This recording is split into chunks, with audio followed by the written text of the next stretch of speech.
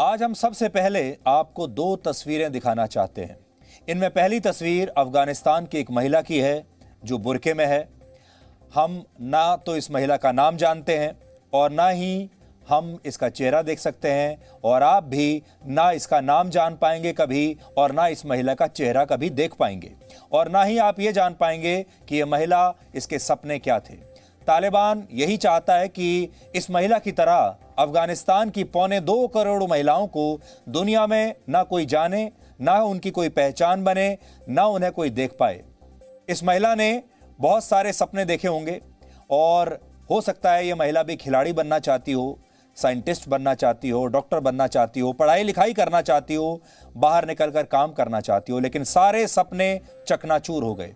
अब ये बुर्का ही इसका जीवन है। और तालिबान ने अब कह दिया है कि उसके जैसी महिलाओं को अफगानिस्तान में कुछ भी सोचने और कुछ भी काम करने की इजाज़त नहीं है, और उनका यह कहना है कि महिलाओं को सिर्फ बच्चे पैदा करने चाहिए, खेलना कूदना उनका काम नहीं है। अब दूसरी तस्वीर देखिए। दूसरी तस्वीर में आपको ब्रिटेन की 18 साल की एक टेनिस खिलाड़ी एमा दिखाई दे रही हैं, जो 1977 के बाद यूएस ओपन के फाइनल में पहुंचने वाली ब्रिटेन की पहली टेनिस खिलाड़ी हैं।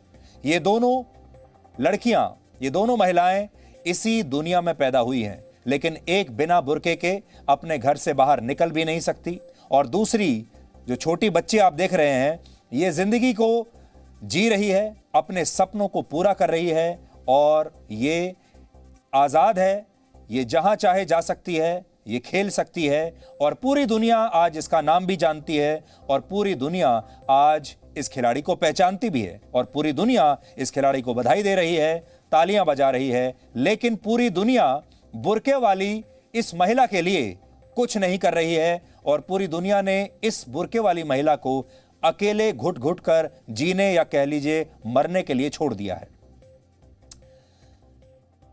तालिबान ने महिलाओं के खेलने पर अब पूरी तरह पाबंदी लगा दी है। अफगानिस्तान के संस्कृति विभाग के डिप्टी हेड अहमदुल्ला वासिक का कहना है कि इस्लाम के मुताबिक महिलाओं के लिए सिर, चेहरे और शरीर को ढकना अनिवार्य है, लेकिन क्रिकेट या दूसरे खेलों में महिला खिलाड़ी ऐसा नहीं करती। उन्हें चेहरा भी दिखाना पड़ता है और उनकी त्वचा भी दिखती है। इसलिए अब अफगानिस्तान में महिलाओं को कोई भी खेल खेलने की इजाजत नहीं होगी। तालिबान का यह फैसला दुनिया की हर उस महिला के साथ एक भद्दा मजाक है जो ये सोचती है कि वो भी अपने देश के लिए खेल सकती है, जो ये सोचती है कि वो भी बराबर की अधिकारी है। ټول خلک وویني اسلام دې ته اجازه نه ورکوي او اسلامي امارت هم دې ته اجازه نه ورکوي چې ښځې دې کرکټ وکړي یا دغسې لوبې چې په هغو کې د دوی بې ستري راځي، اسلام دې ته اجازه نه ورکوي. دین دپاره دی چې اسلام پالو سي، اسلام تطبیق سي، او موږ تر خپلو اسلامي اصولو او تر دې په هیڅ وجه باندې تېرېدلی نه شو. که هر څومره زموږ په خلاف باندې عکس العملونه راوپاري، خو تر اسلامي رول او اسلامي اصولو څخه موږ تېرېدلی نه شو. तालिबान के इस फैसले के बाद ऑस्ट्रेलिया के क्रिकेट बोर्ड ने अफगानिस्तान की पुरुष क्रिकेट टीम के साथ खेलने से इनकार कर दिया है। इसी साल अफगानिस्तान की क्रिकेट टीम को टेस्ट मैच श्रृंखला के लिए ऑस्ट्रेलिया के दौरे पर जाना था, लेकिन अब ऑस्ट्रेलिया ने इस दौरे को रद्द कर दिया है। ऑस्ट्रेलिया ने कहा है कि वो तब तक अफगानिस्तान के साथ क्रिकेट खेलने के बारे में नहीं सोच सकता जब तक वहां महिलाओं को खेलने की इजाजत नहीं मिलती। आज हम ऑस्ट्रेलिया की इस हिम्मत के लिए ऑस्ट्रेलिया की सरकार को और ऑस्ट्रेलिया के क्रिकेट बोर्ड को बधाई देना चाहते हैं, उनके लिए ताली बजाना चाहते हैं, और पूरी दुनिया को ऑस्ट्रेलिया की आज तारीफ करनी चाहिए कि उन्होंने इतनी हिम्मत दिखाई कि ये कहने की कि वो अफगानिस्तान की क्रिकेट टीम के साथ अब नहीं खेलेंगे जब तक वहां पर महिलाओं को क्रिकेट खेलने की इजाजत नहीं मिलती। अब भारत समेत दुनिया के तमाम क्रिकेट खेलने वाले देशों की बारी है कि वो भी अफगानिस्तान का क्रिकेट में बहिष्कार कर दें। वैसे तो यह फैसला इंटरनेशनल क्रिकेट काउंसिल को लेना चाहिए था, आईसीसी को लेना चाहिए था, लेकिन हैरानी की बात यह है कि वो अब तक इस पूरे मुद्दे पर सिर्फ चिंता ही जता पाया है। यह स्थिति तब है जब अफगानिस्तान महिला क्रिकेट की केवल 3 खिलाड़ी ही कनाडा भागने में कामयाब रही हैं। ये 3 खिलाड़ी कनाडा भाग गई हैं और बाकी की महिला खिलाड़ी अब भी अफगानिस्तान में ही हैं, और तालिबान इन्हें कभी भी अब क्रिकेट खेलने की सजा दे सकता है।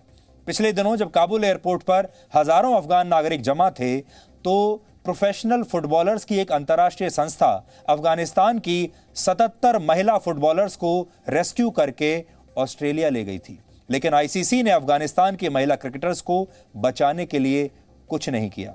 आईसीसी का यह रुख भी तब है जब आईसीसी के ही खुद के नियम ये कहते हैं कि अगर किसी देश के पास उसकी महिला क्रिकेट टीम नहीं है तो उस देश को आईसीसी का फुल टाइम मेंबर नहीं माना जाएगा। मैं आज इन नियमों की एक कॉपी अपने साथ लेकर आया हूं और उनमें क्या लिखा है मैं आपको बताना चाहता हूं। देखिए, ये नियमों की कॉपी है मेरे पास और इसमें साफ लिखा है जो उन्होंने कंडीशंस रखी हैं। Either participated in at least one ICC Women's Cricket World Cup or ICC Women's World T20 over the previous 4 years or currently feature on the ICC's official Women's Rankings Table। यानी उसी देश को मान्यता दी जाएगी जिसकी महिला क्रिकेट खिलाड़ी जो है या तो क्रिकेट वर्ल्ड कप में खेल चुकी हो कम से कम एक वर्ल्ड कप में, या आईसीसी विमेंस वर्ल्ड T20 में खेल रही हो 4 साल से, और या फिर आईसीसी के ऑफिशियल विमेंस रैंकिंग टेबल में कहीं ना कहीं उसका नाम आता हो। और अगर किसी देश के पास महिला क्रिकेट टीम नहीं है तो उस देश को मान्यता नहीं दी जाएगी। आईसीसी ने जब अफगानिस्तान को वर्ष 2017 में अपना फुल टाइम मेंबर बनाया था तो वहां महिला क्रिकेट टीम तब भी नहीं थी।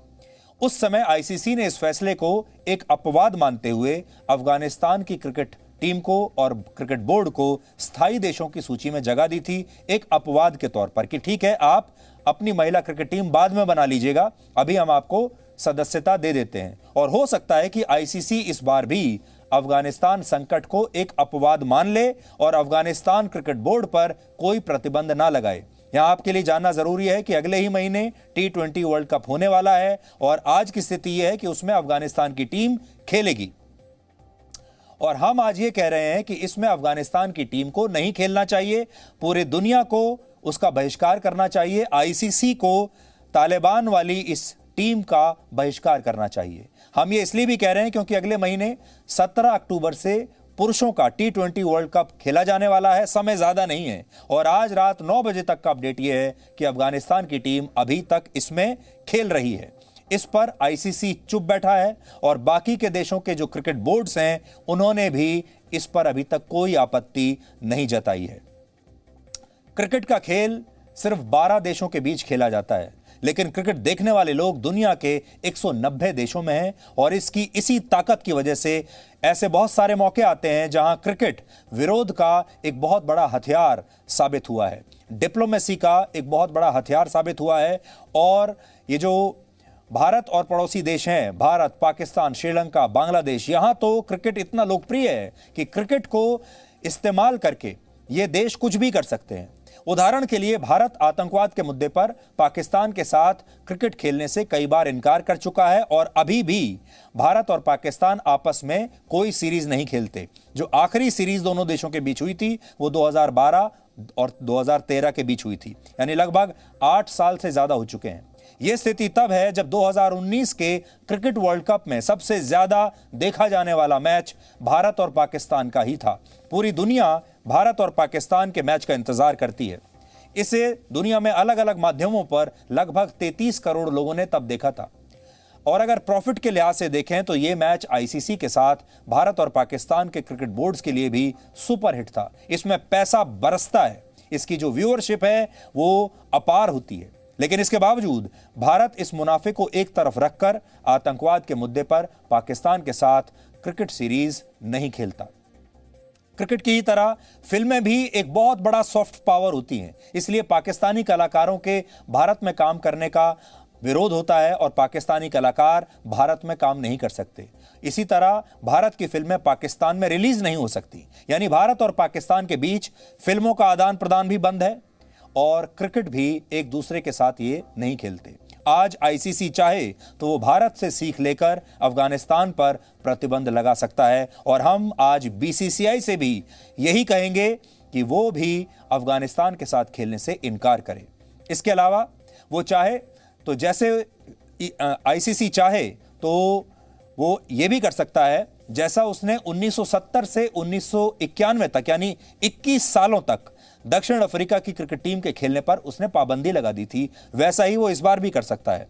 वर्ष 1968 में दक्षिण अफ्रीका के तत्कालीन प्रधानमंत्री ने इंग्लैंड की क्रिकेट टीम को अपने देश आने से रोक दिया था क्योंकि इंग्लैंड की टीम में एक खिलाड़ी अश्वेत था और उस समय दक्षिण अफ्रीका में रंग भेद चरम पर था और अश्वेत खिलाड़ियों को टीम में नहीं खिलाया जाता था। इस घटना के बाद एक एक करके दुनिया के सभी बड़े क्रिकेट बोर्ड्स ने दक्षिण अफ्रीका का बहिष्कार किया और यह बहिष्कार तब तक रहा जब तक वर्ष 1990 में नेल्सन मंडेला जेल से रिहा नहीं हुए, यानी 21 साल तक आईसीसी ने दक्षिण अफ्रीका की टीम पर प्रतिबंध लगाकर रखा। और इसीलिए आज हम आईसीसी से यह मांग करते हैं कि जैसे उसने दक्षिण अफ्रीका पर प्रतिबंध लगाया था उसी तरह अफगानिस्तान क्रिकेट बोर्ड पर भी प्रतिबंध लगाना चाहिए जब तक कि तालिबान की सरकार यह ऐलान नहीं करती कि वो महिलाओं को खेलने देगी। इसके अलावा आज जब दुनिया के बड़े बड़े देश और उनके बड़े बड़े नेता अफगानिस्तान में तालिबान से टक्कर नहीं लेना चाहते, तालिबान के नाम पर चुप बैठे हैं, तब दुनिया भर के क्रिकेट बोर्ड्स चाहें तो अफगानिस्तान का बहिष्कार करके खुद इसकी पहल कर सकते हैं। हमारे देश में और एशिया में क्रिकेट को बहुत बड़ा माना जाता है, क्रिकेट का प्रभाव बहुत ज़्यादा है और लोगों के दिमाग को क्रिकेट बहुत ज़बरदस्त तरीके से प्रभावित करता है। इसलिए हो सकता है अलग अलग सरकारों की अलग अलग मजबूरियां रही होंगी, डिप्लोमेसी या अंतर्राष्ट्रीय जो संबंध होते हैं उनके एक अलग मापदंड होते होंगे और इसीलिए सारे देश चुप बैठे हैं। लेकिन अगर हम क्रिकेट को एक हथियार के तौर पर इस्तेमाल करें और अगर तालिबान पर बारूद का बम ना गिराकर हम क्रिकेट का बम गिराएं तो दुनिया को एक बहुत बड़ा संदेश जाएगा।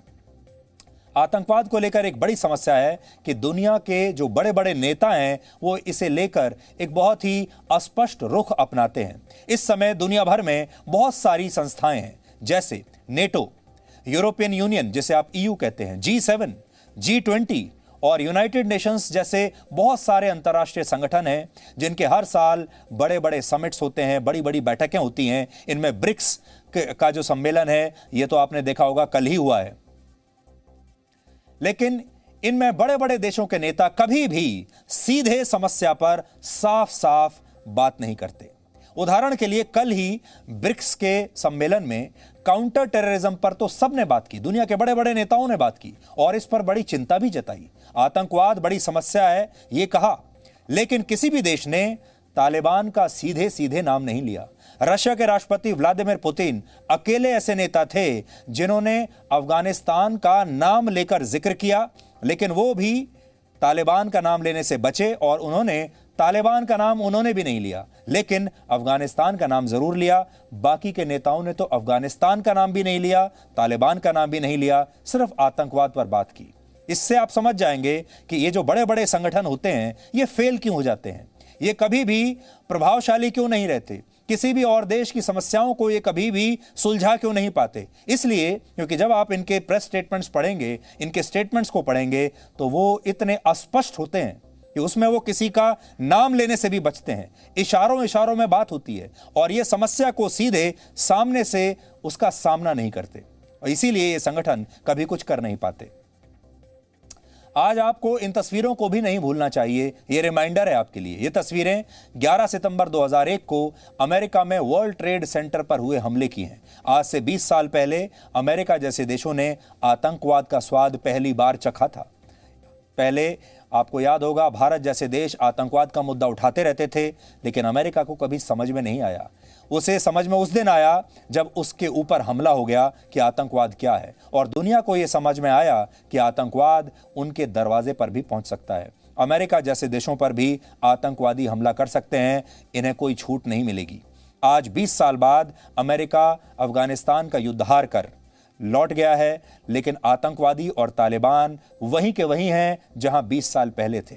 ये आतंकवादी अब कानूनी रूप से मान्यता मांग रहे हैं और इन्हें अब जो बड़ी बड़ी यूएन की लिस्ट हुआ करती थी आतंकवादियों की, अमेरिका का जो होम डिपार्टमेंट है वो आतंकवादियों की डेजिग्नेटेड टेररिस्ट की लिस्ट जारी किया करता था, अब ये सब कह रहे हैं कि हमें इस सूची से हटाया जाए, हमारे ऊपर से प्रतिबंध हटाया जाए। खुलकर ये मांग कर रहे हैं आतंकवादी।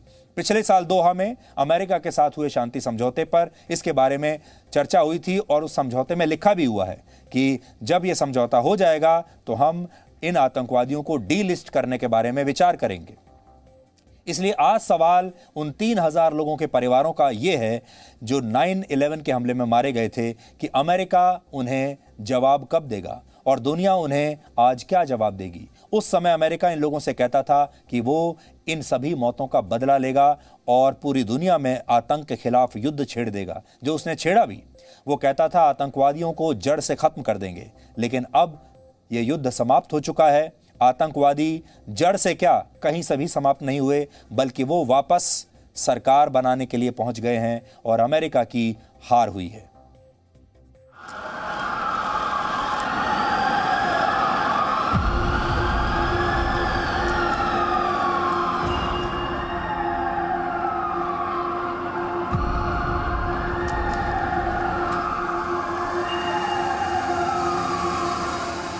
Got to be a terrorist attack. I can't tell you anything more than that. I saw the plane hit the building. I can't say anything. People were just standing around, talking to each other, nodding their heads. Oh my God. We gotta go. We gotta go. We gotta go.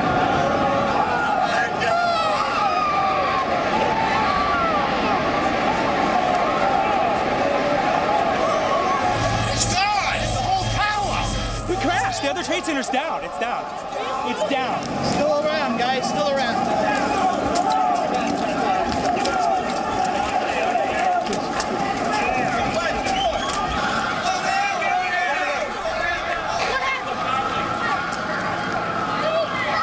Come on, sit down. Sit down. Is this a working camera?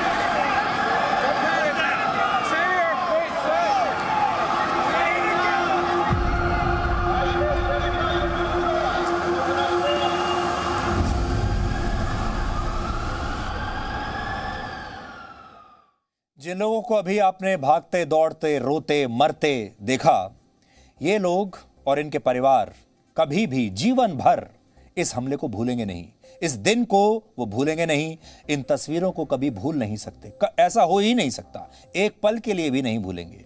लेकिन America in तस्वीरों को भूल चुका है। अब America को ये तस्वीरें याद नहीं हैं, पश्चिमी देशों को ये तस्वीरें अब याद नहीं रही। लेकिन आज आपको हम ये तस्वीरें दिखाना चाहते हैं कि आप हमेशा इन तस्वीरों को याद रखिए और ये तस्वीरें हमें ये बताती हैं कि आतंकवादियों को कभी भी माफ़ नहीं करना चाहिए। और आपको याद होगा, हम पिछले कई दिनों से ये कह रहे थे कि तालिबान पूरी दुनिया का और अमेरिका का एक बहुत बड़ा मजाक उड़ा सकता है अगर वो इसी दिन 9/11 के हमले की बरसी के दिन ही अपनी सरकार का गठन करे। लेकिन तालिबान ने आज ये ऐलान किया है कि वो ऐसा नहीं कर रहा है। शुरू में कल ये खबर आई थी कि वो 9/11 यानी 11 सितंबर को ही अपनी सरकार का गठन करेंगे, लेकिन अब ऐसा नहीं है। और तालिबान ने एक खबर ये भी है कि पंजशीर में अमरुल्लाह साले के भाई रूह उल्लाह साले की हत्या कर दी है। अमरुल्लाह साले अफगानिस्तान के पूर्व उपराष्ट्रपति हैं और उनके भाई की हत्या हो गई है। तालिबान का दावा है कि उसने पंजशीर के उन इलाकों पर भी कब्जा कर लिया है जहां अमरुल्लाह साले एक हफ्ते पहले तक मौजूद थे। तो ये एक बड़ी घटना है। Presenting B News app available on Google Play and App Store. Download it now.